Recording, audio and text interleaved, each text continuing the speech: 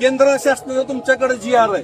आज तामिळनाडू सरकारनं विजय थालापती त्यातला तो जी आर त्याचा कॅन्सल केलेला आहे. प्रत्येक केंद्रानं सांगितलं की महाराष्ट्र शासनानं स्वतःच्या हिमतीवर काय असेल ते त्यांनी जी आर काढू. मग महाराष्ट्र शासनाचा जी आर तुमच्यापाशी आहे का?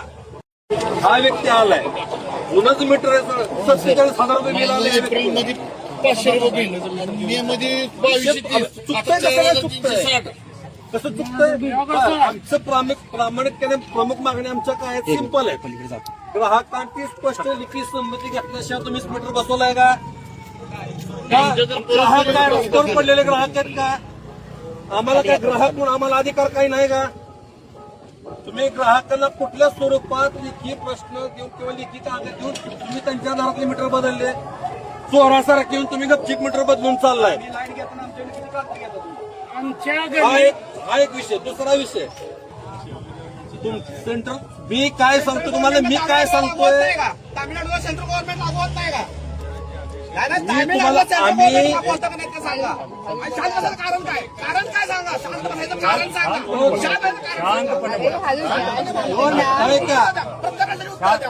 दोन मिनिटं ऐका. आम्ही महाराष्ट्र शासनाला निवडून दिलेलं आहे. आम्ही काय केंद्र शासनावर आमचा काय विषय नाही.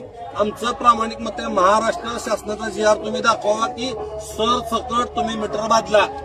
मग आम्ही तिसरा विषय, माननीय मुख्यमंत्री यांनी विधान भवनात केलेल्या निवेदनानुसार सामान्य वीज ग्राहकांची संमती घेतल्याशिवाय स्मार्ट मीटर बसवण्यात येणार नाहीत.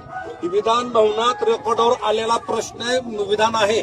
तर त्याच्या पुढे असं स्पष्ट सांगितलं होतं, सदर विधानाच्या अनुषंगाने महावितरणची अधिकृत भूमिका आहे. याबाबत देखील स्पष्टीकरण द्यावं की माननीय मुख्यमंत्र्यांनी केलेल्या विधानाशी आणि आमच्या महावितरणशी काही संबंध नाही. महाराष्ट्राचे प्रथम नागरिक माननीय मुख्यमंत्री आहेत. आम्ही त्यांचं ऐकणार. मग तुम्ही तसं आम्हाला लेखी द्यावं की मुख्यमंत्र्यांनी जे स्टेटमेंट केलेलं आहे आमच्या महावितरणचा आणि त्यांचा कसलाही संबंध नाही.